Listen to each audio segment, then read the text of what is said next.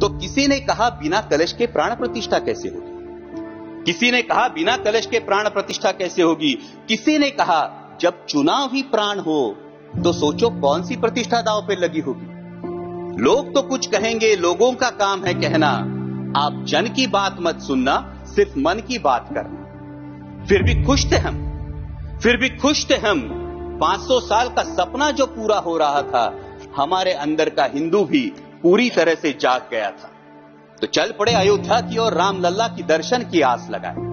चल पड़े अयोध्या की ओर, राम लल्ला के दर्शन की आस लगाए।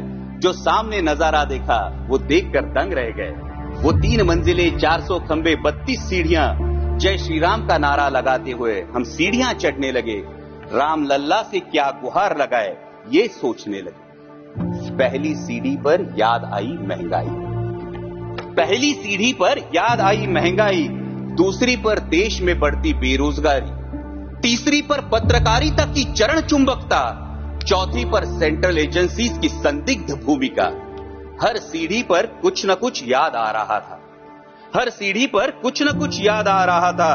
कहीं 15 लाख का जुमला, कहीं किसानों का आक्रोश था, कहीं महिला कुश्तीगिरों की वेदना थी, कहीं सालाना 2 करोड़ रोजगारों का वादा था, कहीं बढ़ती सांप्रदायिकता थी, तो कहीं चुनिंदा पूंजीपतियों पर मेहरबान हमारी सरकार का चेहरा था। इस वास्तविकता ने झंझोड़ने के बाद, इस वास्तविकता ने झंझोड़ने के बाद भी हम अंधभक्तों की तरह चलते गए। होश तो तब संभाला जब राम लल्ला के दर्शन हुए।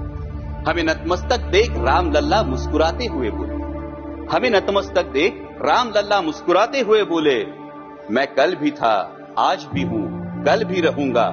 जितना इस मंदिर में हूं उतना ही तुम्हारे मन में रहूंगा।